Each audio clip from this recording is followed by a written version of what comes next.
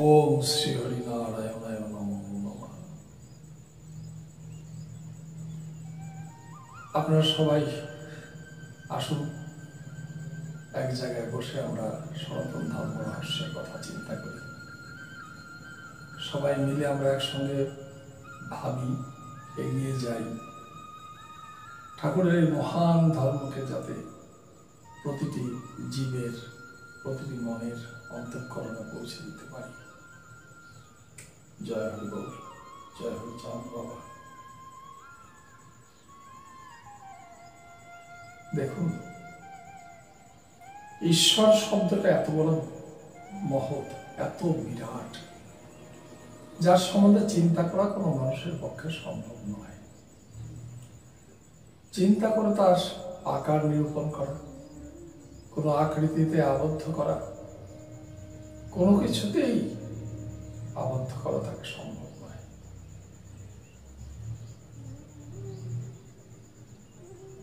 আমাদের ভাবুক কবি, প্রেমিক কবি বিজয়ের গান মনে পড়ে। তোমার নামে নয়নে মোর অশ্রু ঝরে যে, তুমি আছো দয়াল আমার বড় প্রমাণ সেই। আমার জ্ঞান বিজ্ঞান আর যুক্তি প্রমাণ কোনো কিছুর দরকার নেই, তুমি আছো দয়াল আমার বড় প্রমাণ সেই। তাই তো যার কথা ভাবতে গেলে মনে আনন্দ হয়।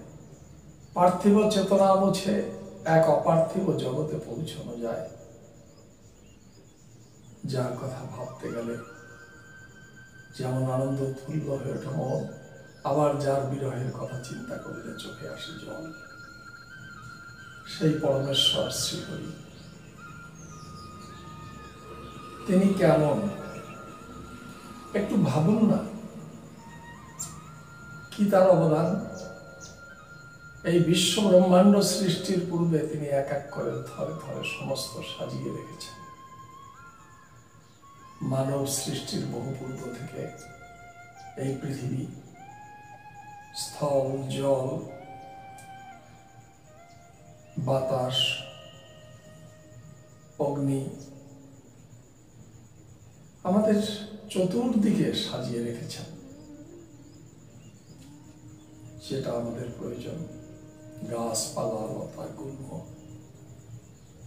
কত কিছু দিয়ে তিনি ভরিয়ে রেখেছেন। তারপর এনেছেন মানুষকে। ছোট্ট শিশু জন্মাবার আগেই কিন্তু মায়ের স্তনে দুগ্ধ দান করে রেখেছেন, যেন ছোট্ট শিশুটি জন্মগ্রহণের পরে তার খাদ্যের অভাব না হয়।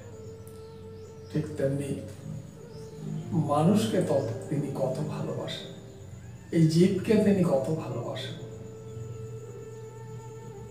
সনাতন ধর্মাবলম্বী মুনি ঋষি লক্ষ লক্ষ বছর ধরে ঈশ্বর সম্বন্ধে চিন্তা করতে করতে উদ্বেলিত চিত্তে তারা শুধু তার জয়গান করেছেন।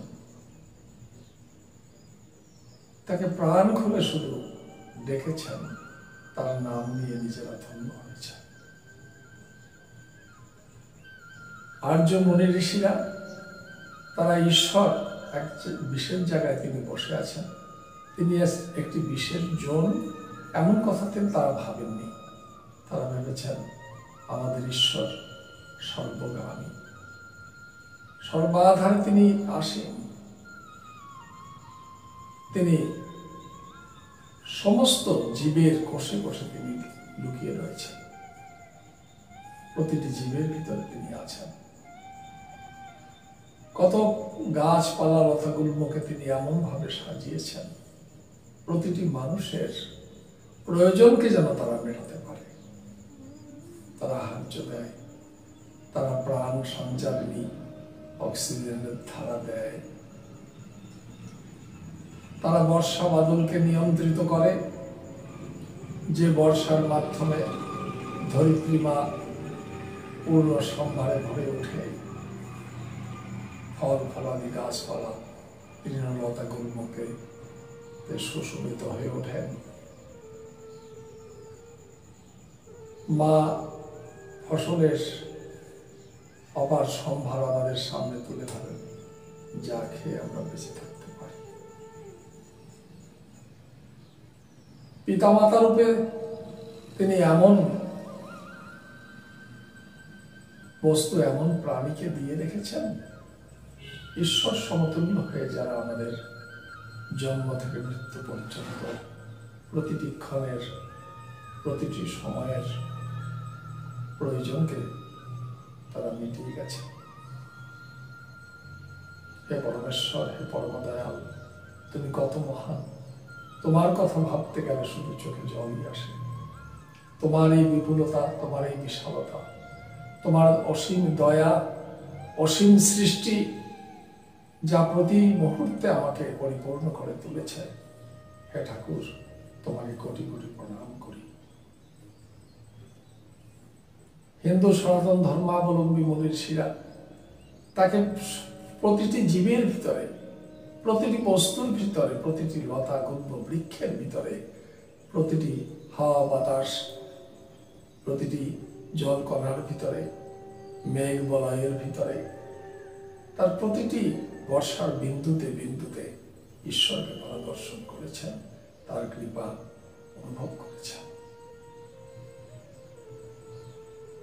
কাজী তার সেই মহানুভব, পরম মহানুভব যে পরমেশ্বর শ্রী হরি, তাকে আমরা কোনো ব্যক্তি বিশেষ, কোনো তিনি স্থান বিশেষের অধিকারী, তিনি এক জায়গায় বসে আছেন ভাবতে পারেননি। পরম কৃপাময় তিনি তো যখন যার যেমন তর প্রয়োজন সেখানে গিয়ে দুহাত ভরে শুধু পরিপূর্ণ করে দিয়ে গেছেন, যাতে তার তৈরি দেববাঞ্ছিত এই মানব যেন তারা বড় হতে পারে, সুখে থাকতে পারে, স্বাচ্ছন্দ্যে থাকতে পারে।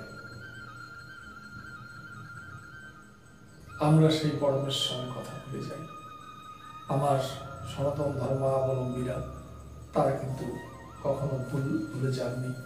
তারা ঈশ্বরকে হিন্দু ধর্মাবলম্বী যারা মনি ঋষি, তারাতে ঈশ্বরকে প্রতিটি জীবের ভিতরে দর্শন করেছেন। সমস্ত জীবের ভিতরে তিনি আছেন। কিভাবে আছেন? সূক্ষ্মভাবে জীবাত্মা রূপে আছেন। তিনি যত সময় থাকেন তত সময় আমরা জীবিত হয়ে থাকি। যখন তিনি চলে যান তখন মৃত বলে ঘোষিত হয়।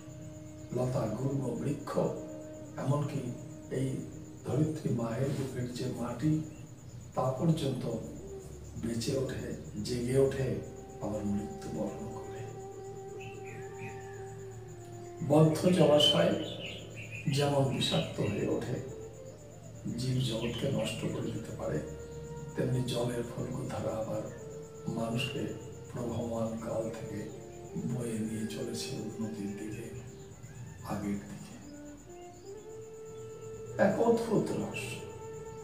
তাই প্রতিটি বস্তুকে, যার ভিতরে ঈশ্বর সত্তা, দৈব সত্তা অধিক রয়েছে,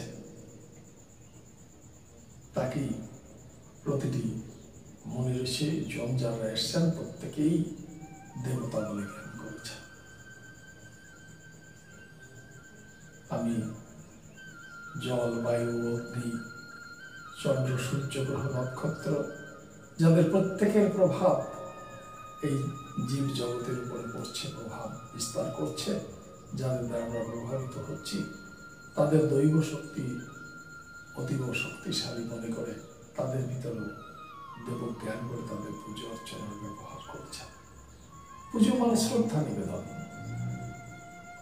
যিনি প্রতি পদে পদে আমাদেরকে আহার্য যোগাচ্ছেন, আমাদের জীবনী শক্তিরূপ শ্বাস পরিপূর্ণ করছেন, যিনি জল রূপে আমাদের জীবনকে ধরে বাঁচিয়ে রেখেছেন, যিনি উষ্মা রূপে, শীত রূপে, নানাভাবে যিনি আমাদেরকে পরিপূর্ণ করেছেন, সুন্দর করেছেন, পৃথিবীর বিভিন্ন অবস্থাকে যিনি নিজে উপলব্ধি করে তাকে সুন্দর করে সুসংগঠিত করেছেন, তাদের প্রত্যেকেই দেবজ্ঞানে দৈব শক্তির আধার জ্ঞান করে তাদের পুজো অর্চনা করেছেন। প্রত্যেকে আমরা শ্রদ্ধা জানাই। কারণ এই বিশ্ব প্রকৃতি মানুষের, যেমন মানুষকে তৈরি করার পিছনে, তাদের পরিপূর্ণ করবার পিছনে তাদের বাঁচিয়ে রাখবার পিছনে যেমন সম্পূর্ণত নিজেদেরকে ব্যাপৃত রেখেছেন, এই বিশ্ব প্রকৃতির প্রতিটি বস্তুকে তাই জ্ঞানী সাধকেরাও দেবতা জ্ঞান করে তাদের পুজো অর্চনা করেছেন, তাকে শ্রদ্ধা নিবেদন করেছেন, সাধারণ মানুষকে বুঝিয়েছেন তোমরা একে শ্রদ্ধা করবে, অযথা একে নষ্ট করবে না, প্রকৃতিকে কখনো কোনো আঘাত দেবে না। প্রকৃতিকে যদি আঘাত দেওয়া হয়, প্রকৃতি যদি ক্ষিপ্ত হয়ে ওঠে, সে ভয়ঙ্কর প্রলয় আনতে পারে আমাদের জীবনে, আমাদের ধ্বংস স্তূপে পরিণত করতে পারে। কাজেই প্রত্যেকটি জীবিত, প্রত্যেকটি বস্তুর ভিতরে পরমাত্মা স্বরূপ রয়েছেন, আমরা এই কথা বুঝতে পারি। হিন্দু মনীষীরা তাই প্রতিটি বস্তুকে দেবতা জ্ঞান করেছেন। গুণাবতার বলে যারা বলেছেন শাস্ত্রজ্ঞ ব্রহ্ম ঋষিরা, গুণাবতার হচ্ছেন এরাই গুণের উপরে, তার বিশেষ বিশেষ গুণের উপরে তার একটা আকার কল্পনা করে তার প্রতি শ্রদ্ধা নিবেদন করতে সহায়তা করেছেন। আকার নিরূপণ কেন? আকার সৃষ্টি করার অর্থ যাতে সাধারণ মানুষ সামনে বসিয়ে তাকে যেন শ্রদ্ধা নিবেদন করতে পারে। নিরাকারের পুজো হয়, মুনি ঋষিরা নিরাকারের পুজো করেন, কিন্তু জ্ঞানীরাও করেন, কিন্তু সাধারণ মানুষ নিরাকারের সাধন ভজন করতে হয়তো ততটা তৎপর হবে না, বুঝে উঠতে পারবে না, হৃদয়ে বসাতে পারবে না, তাই তার একটা সুন্দর আকার দেওয়া হয়েছে, রূপ তৈরি করা হয়েছে, এদেরকে আমরা দেবতা জ্ঞান করি। আমি ছোট্ট দিয়ে একটি কথা বলি। লক্ষ্মী মা ধনের দেবী, কিন্তু তিনি গুণাবতার, কল্পনার আকৃতিধারী। লক্ষ্মী তার নাম হয়েছে, নামের ভিতর দিয়ে কত মাধুর্য ফুটিয়ে উঠেছে দেখুন। লক্ষ্মী শব্দের অর্থটা কি? যার লক্ষ্য স্থির থাকে সে লক্ষ্মী।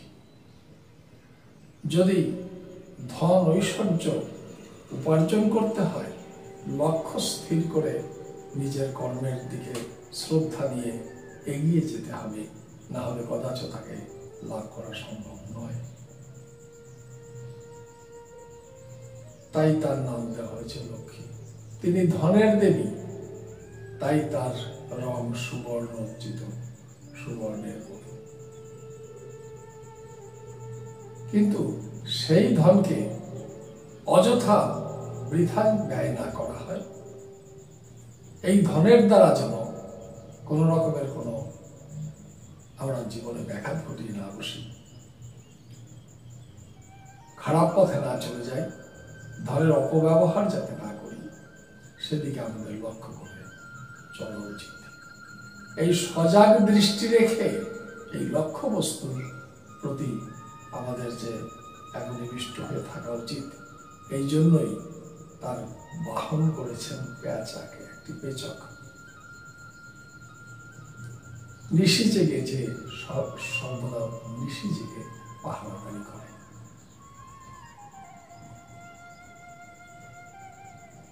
ঠিক তেমনি কত সুন্দর কল্পনা,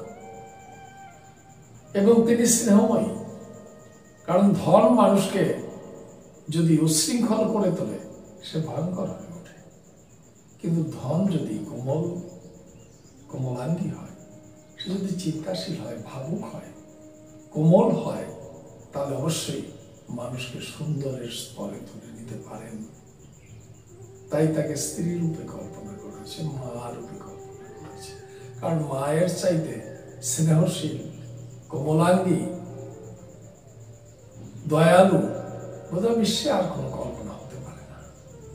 তাই লক্ষ্মীকে স্ত্রীরূপ কল্পনা করে, সুবর্ণ দেহী তৈরি করে, পেচক বাহন তৈরি করে ঋষির কল্পনা লক্ষ্মী মাকে করেছে। অনেকে বলেন জাপান, আমেরিকা জার্মান বিভিন্ন দেশ যারা ধনী দেশ, তারা তো কোনো লক্ষ্মী পুজো করেন না, তাহলে তারা কি ধন লাভ করেন না?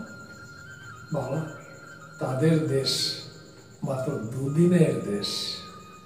লক্ষ লক্ষ জনম ধরে যে দেশে এই লক্ষ কোটি মুনি ঋষিকে সৃষ্টি করেছেন, বেদ বেদান্ত গীতা ভাগবতের গভীর চিন্তাকে যারা রেখে গেছেন, যারা এই দেশকে সুন্দরতরে গড়ে তোলবার জন্য, মানুষকে সুষ্ঠু দেহ প্রদান করবার জন্য আয়ুর্বেদ সৃষ্টি করেছেন, জ্যোতিষশাস্ত্র সৃষ্টি করেছেন, যোগতত্ত্বরূপ মহান জ্ঞানকে সৃষ্টি করেছেন, তারা শুধু কল্পনা করতে পারেন।